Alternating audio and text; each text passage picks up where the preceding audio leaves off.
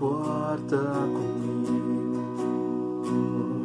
Amor maravilhoso de quem sou refém, feito dependente de sua misericórdia.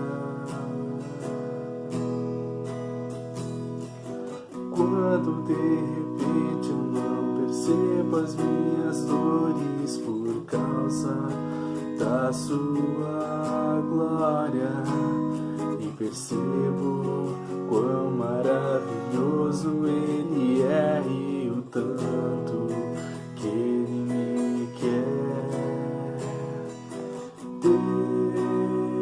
Deus me ama tanto assim,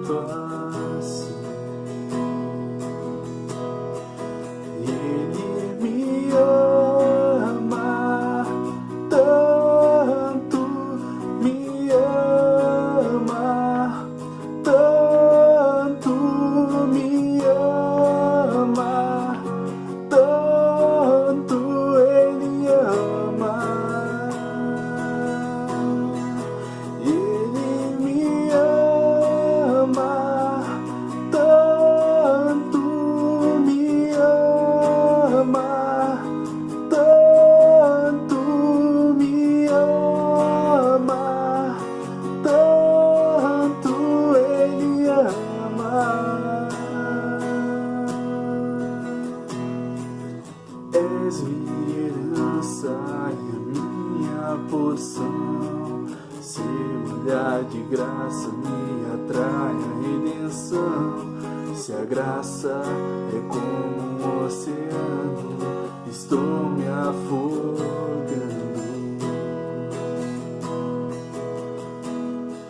O céu se une à terra como um beijo apaixonado. Meu coração dispara em meu peito acelerado, e eu não perco o meu tempo em lamentos quando eu me lembro que Ele me ama tanto, me ama tanto, me ama. Tanto Ele ama.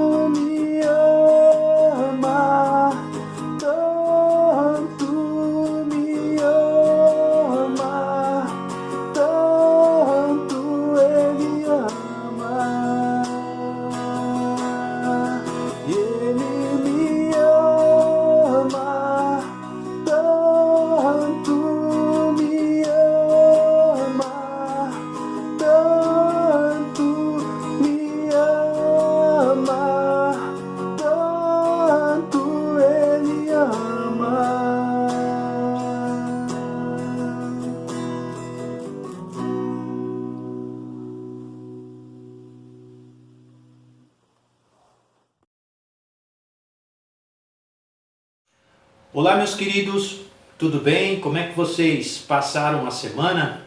Espero que vocês possam ter passado bem essa semana, apesar de ter sido uma semana fria, onde as temperaturas ficaram bem baixas, né, durante o dia, mesmo com aquele sol meio tímido, o frio estava presente, né? Espero que vocês realmente possam ter passado uma boa semana, apesar do frio, né? Vamos orar?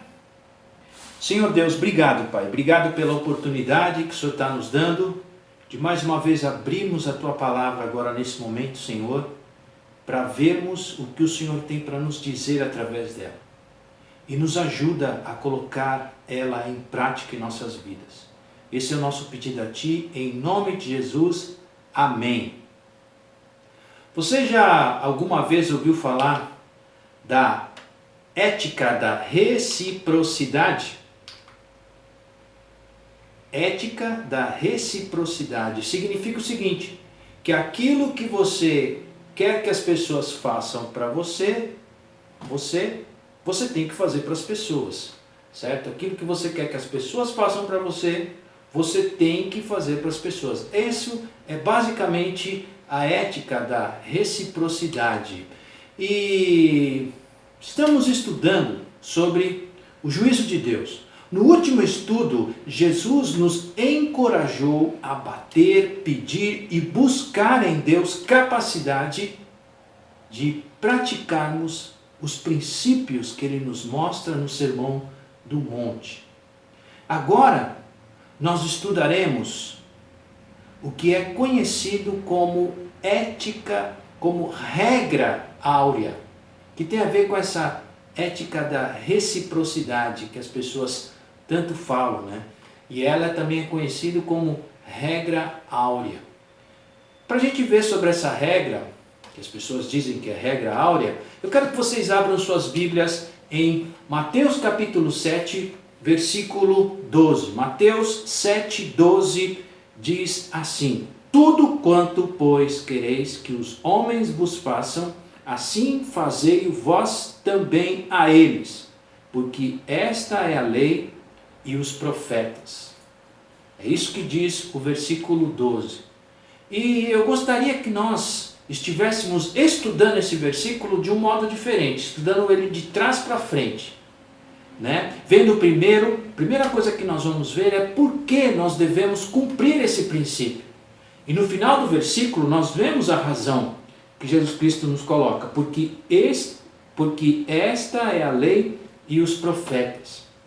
Nós devemos praticar o princípio dito por Jesus, porque que nele falou, essa é a lei e os profetas. Para entendermos a expressão que Jesus coloca, ou a razão que Jesus coloca, nós vamos ver primeiro o que a lei não é e depois o que a lei é, para nós podermos entender o que Jesus está nos dizendo.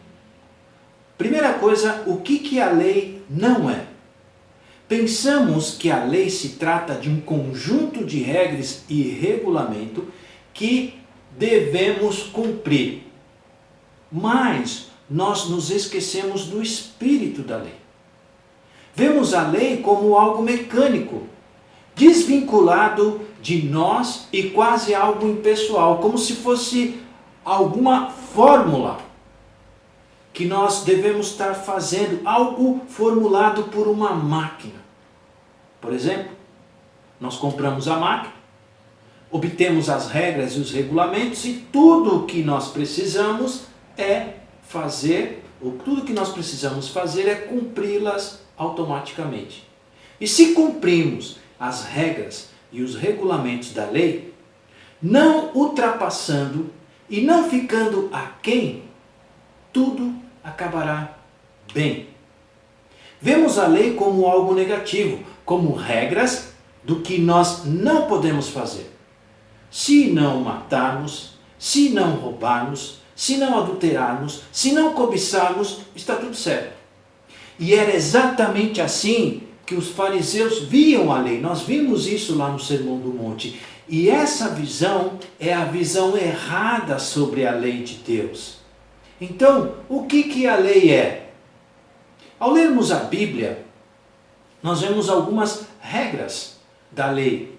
E nós podemos nos perguntar, por que a lei diz que nós não podemos cobiçar?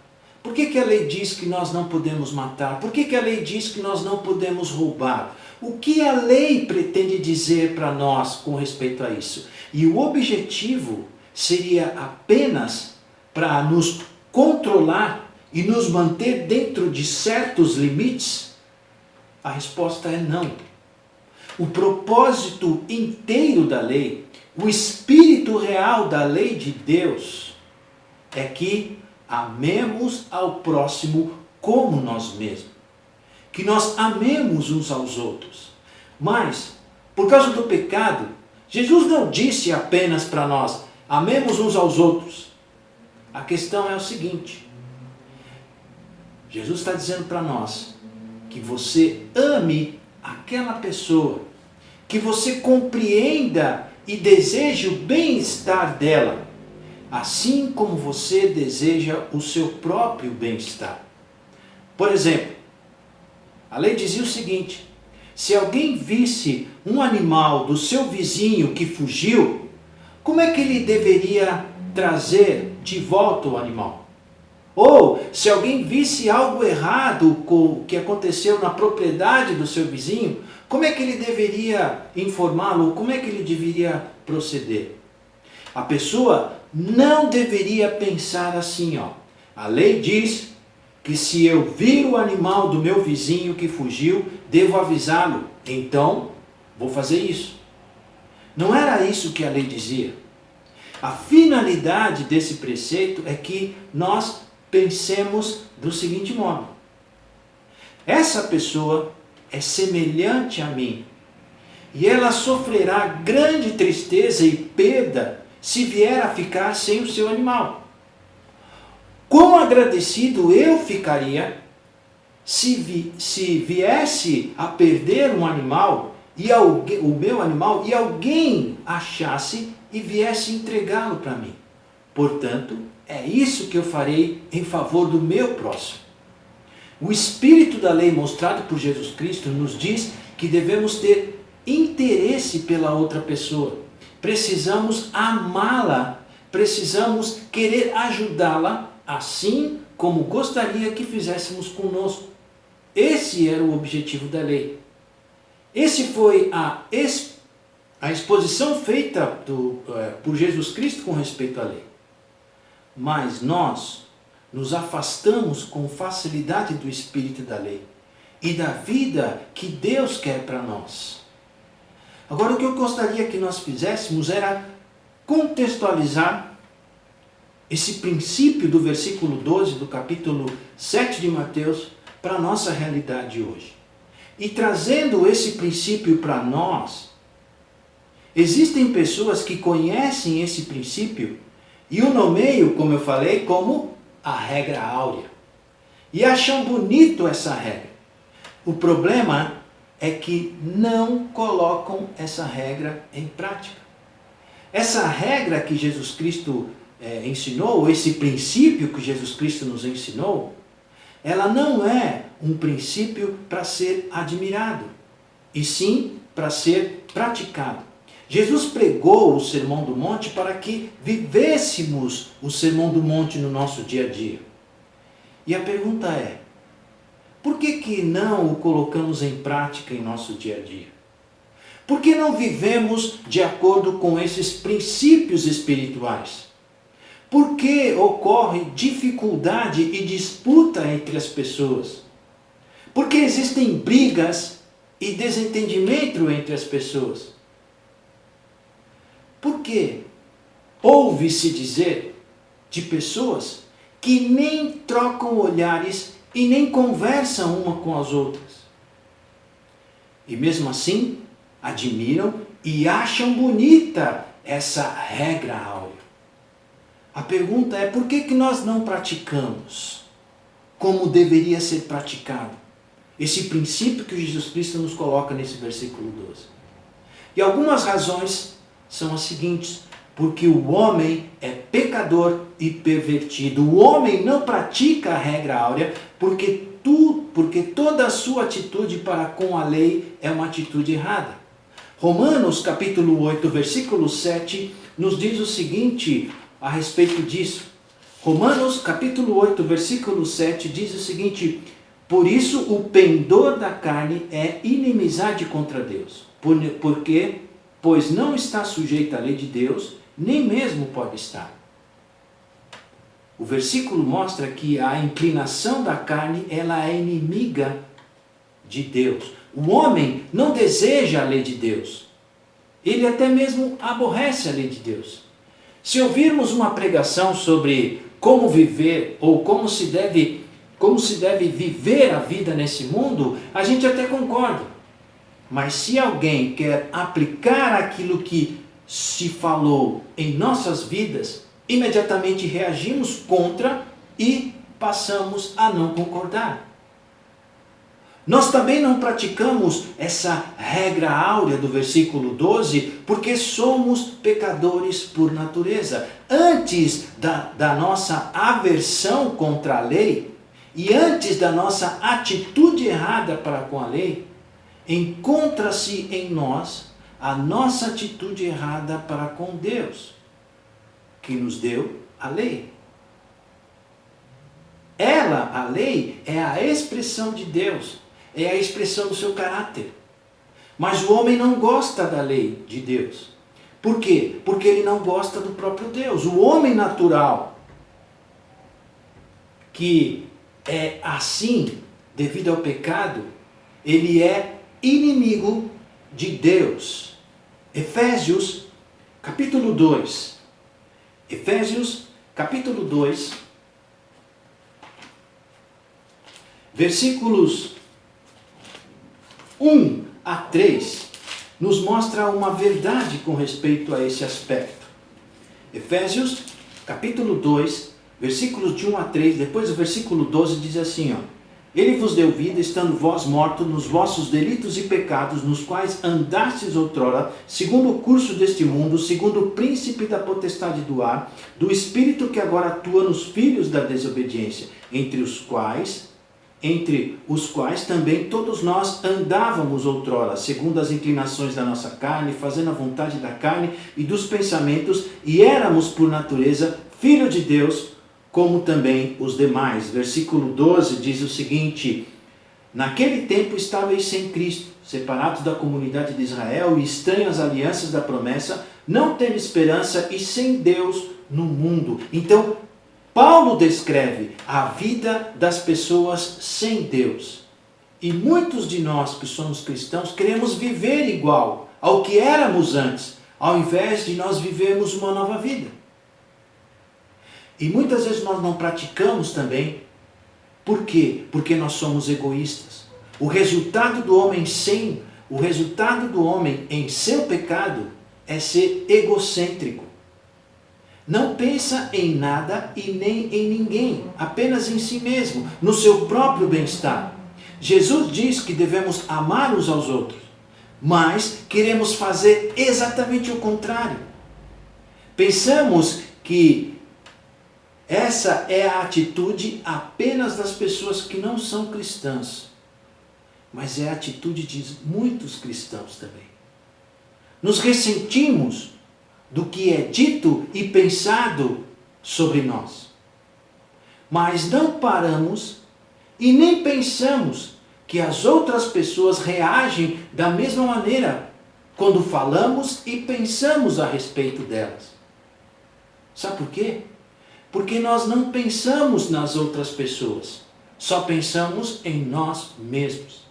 E não gostamos muitas vezes de Deus como deveríamos, porque Ele interfere em nosso egocentrismo e na nossa independência.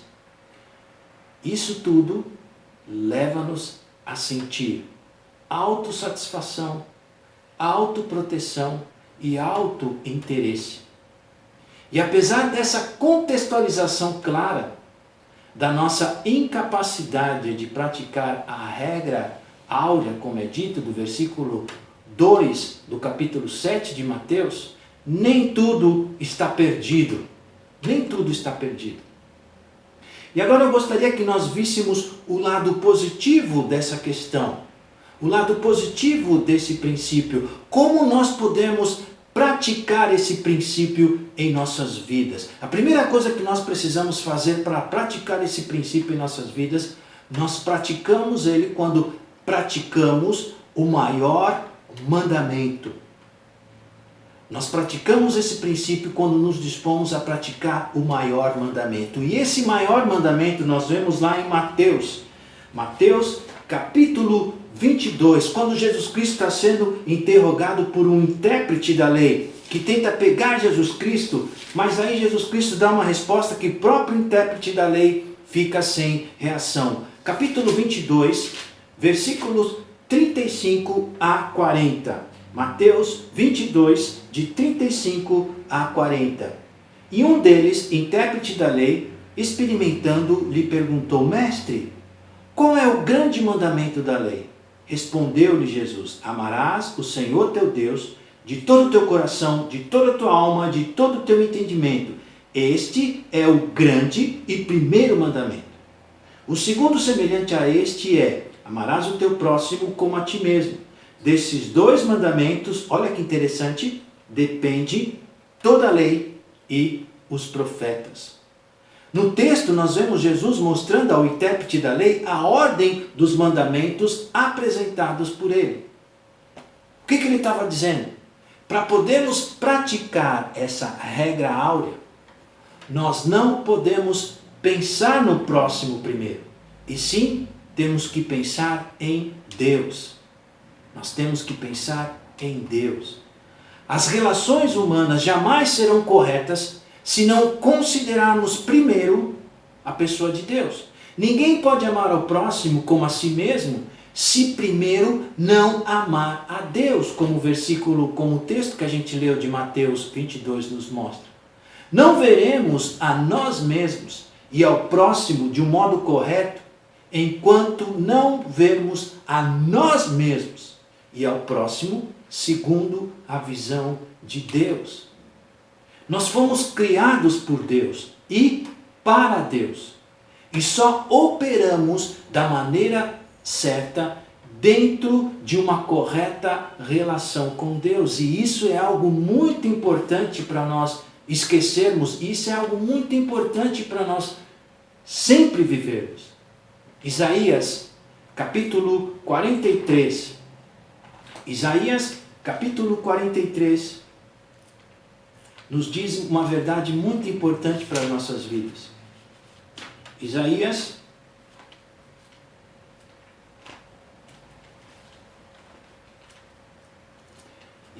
capítulo 43,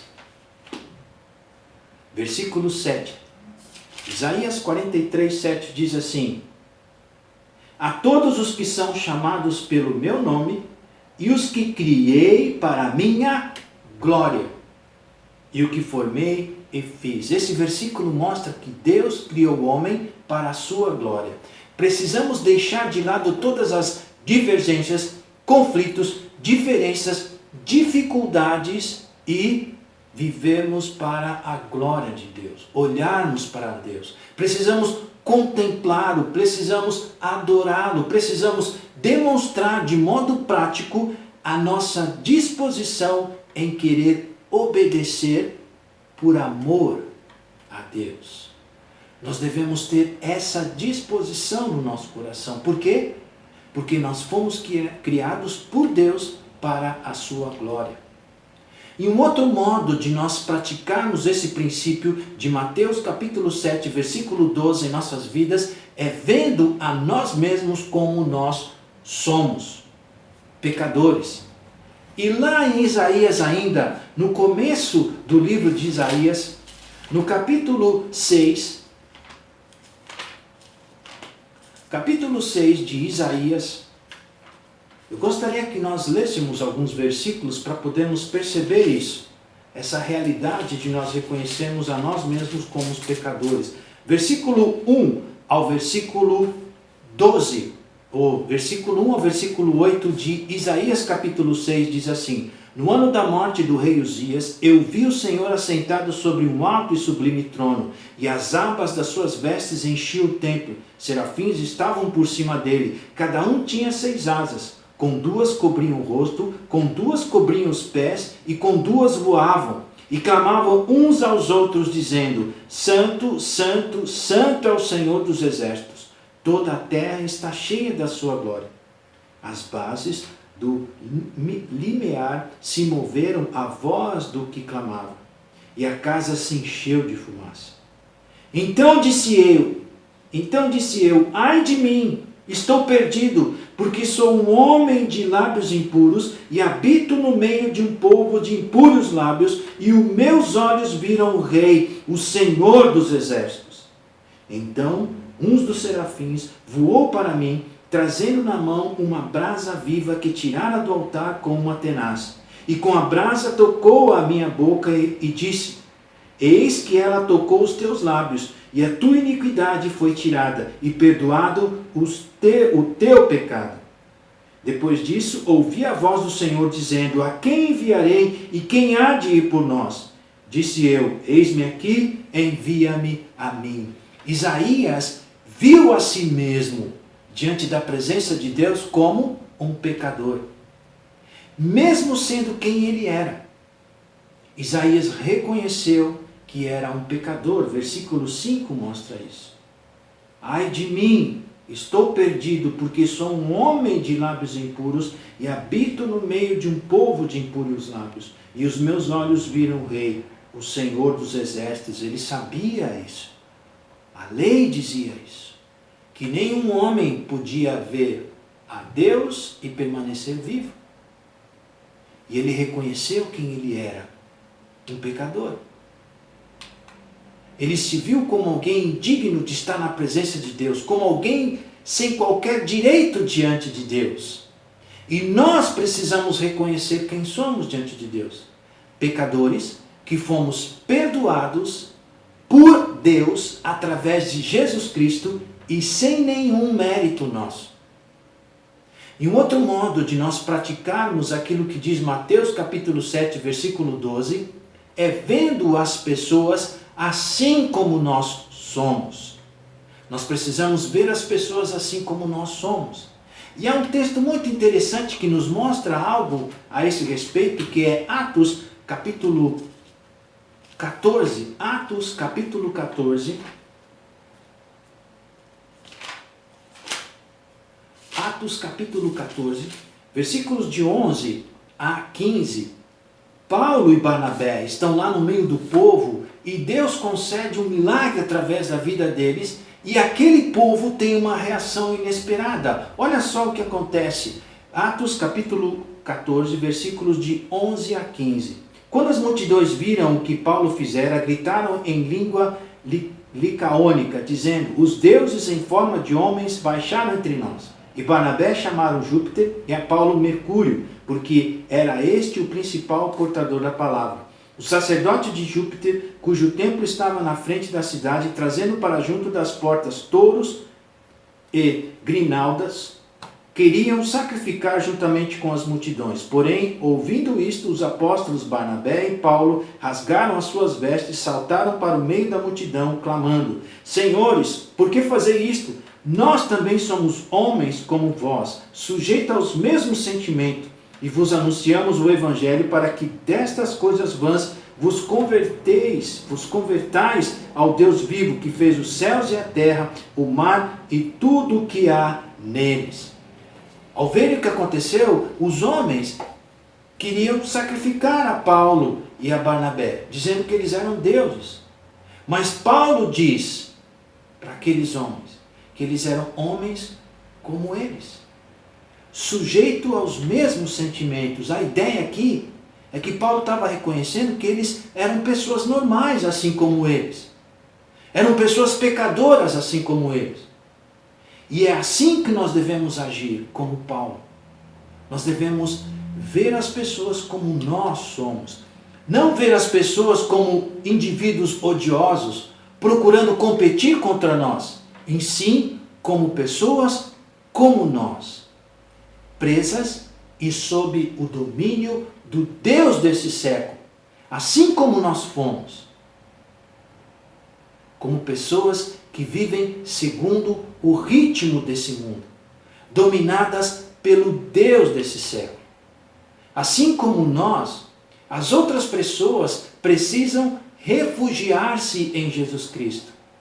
E essa é a visão espiritual que temos que ter em relação às pessoas desse mundo.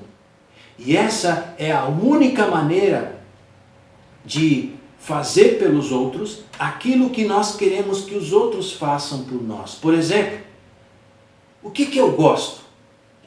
Quais são as coisas que me agradam? Quais são as coisas que me deixam ou que me ajudam e me encorajam? Quais são as coisas que eu não gosto?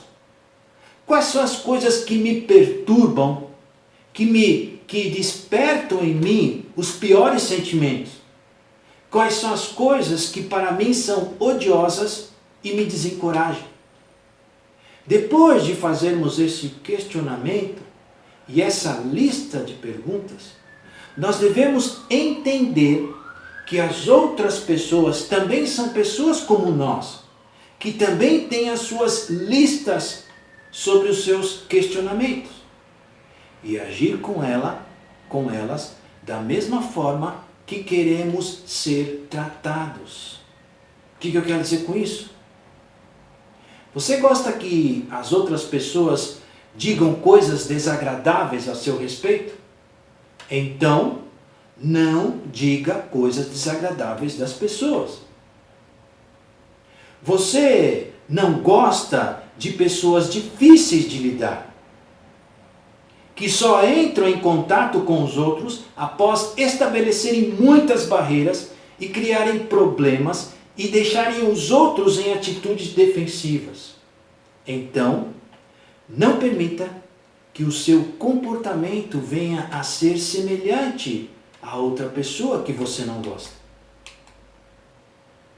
Um outro aspecto também que nós podemos fazer para praticar aquilo que nós estamos vendo de Mateus capítulo 7, versículo 12, é conscientizar-nos de que Deus não nos trata segundo merecemos. Nós precisamos ter essa consciência. Jesus demonstrou essas verdades no Sermão do Monte. Deus não nos dá o que nós merecemos, nos dá as boas coisas, como nós vimos no estudo passado. Efésios capítulo 2, versículo 4 e 5, olha só o que Deus nos dá. Efésios capítulo 2, versículo 4 e 5. E estando nós mortos em nossos delitos e pecados, nos deu vida juntamente com Cristo, pela graça sois salvos. E juntamente com Ele nos ressuscitou e nos fez aceitar nos lugares celestiais em Cristo Jesus. É isso que Jesus Cristo nos dá. E olha o que diz o versículo 4 ainda. Mas Deus, sendo rico em misericórdia, por causa do grande amor com que nos amou. Deus nos trata de acordo com a sua graça e de acordo com a sua misericórdia. É como se Jesus estivesse dizendo para nós: tratem seus semelhantes assim como Deus tratou vocês, segundo a sua graça e sua misericórdia. Olhem para as pessoas conforme tenho olhado para vocês, à luz das coisas que me trouxeram do céu para morrer por vocês. E é somente quando começarmos a ter essa nova visão. Que visão? Começar por amar a Deus e estar disposto a demonstrar esse amor obedecendo a sua palavra, entendendo a nós mesmos como pecadores egoístas, ver as pessoas como nós mesmos somos, teremos capacidade de aplicar o resumo da lei e dos profetas. Fazendo assim, demonstraremos ao mundo a única maneira pela qual os nossos problemas e as nossas situações de vida podem ser resolvidas. Não existe outro modo. E hoje estudamos sobre o que é chamado da regra áurea. Vimos por que devemos cumprir o princípio do versículo 12 de Mateus 7. Vimos o que a lei não diz e o que ela diz. contextualizamos também o princípio para nossas vidas. Por que nós não praticamos? Vimos lá, porque o homem é pecador e pervertido, porque somos pecadores por natureza e porque somos egoístas. Mas vimos também que nem tudo estava perdido. Como podemos praticar esse princípio em nossas vidas? Primeiro, praticando o maior mandamento. Vendo a nós mesmos como somos, como pecadores. E vendo as pessoas do mundo como nós somos. E algumas perguntas que eu gostaria que nós estivéssemos refletindo é: reconhecemos a graça e a misericórdia de Deus demonstrada por nós, nos dando Jesus Cristo? Amamos a Deus a ponto de demonstrar esse amor obedecendo a sua palavra? Amamos a Deus a ponto de cumprir o princípio do verso 12 de Mateus capítulo 6? Como é que nós vemos as pessoas à nossa volta? Nós vemos as pessoas assim como éramos, como pecadoras? O que temos feito para que essas pessoas deste mundo sejam livres assim como nós somos? Tratamos as pessoas da mesma maneira que Deus nos tratou através de Jesus Cristo? Entendemos que se eu trato as pessoas assim como eu gostaria de ser tratado, se demonstro respeito e amor por elas, assim como gostaria que demonstrassem para mim, se faço a diferença na vida das pessoas, porque me importo com elas, assim como gostaria que se importassem comigo, nós estamos demonstrando que temos um relacionamento íntimo com Deus. É assim que nós demonstramos que nós somos amigos de Deus. É assim que nós demonstramos que nós estamos amando a Deus, quando nós estivermos à disposição de obedecer a sua palavra. E o que está faltando para você demonstrar seu amor por Deus, obedecendo a sua palavra? Primeira coisa que você tem que fazer, primeira coisa que nós devemos fazer é pedir perdão a Deus. E peça ajuda a Deus para obedecer a esse princípio. Vamos orar? Senhor Deus, muito obrigado pela Tua palavra. Te agradecemos, ó Pai, por tudo aquilo que o Senhor esteve nos mostrando através dela. Pedimos a Ti, Senhor, que o Senhor esteja nos ajudando a colocarmos em prática esse princípio tão claro, Pai. Nos ajuda a estarmos fazendo isso como demonstração do quanto nós amamos ao Senhor. De quanto nós reconhecemos que o Senhor nos ama através do Teu Filho Jesus Cristo. Esse é o nosso pedido a Ti, Pai. E nós Te agradecemos por isso. E oramos em nome de Jesus. Amém. Amém. E eu gostaria de que você compartilhassem pedidos de oração e orassem uns pelos outros. E durante a semana, compartilhe seus pedidos com o seu facilitador e dê a liberdade dele compartilhar com outros facilitadores, para que nós possamos orar uns com os outros, como uns pelos outros como igreja. Tá certo? Que Deus esteja nos abençoando e que Ele nos ajude a colocarmos realmente em prática esse princípio que nós vimos hoje do versículo 12 de Mateus capítulo 7. Amém.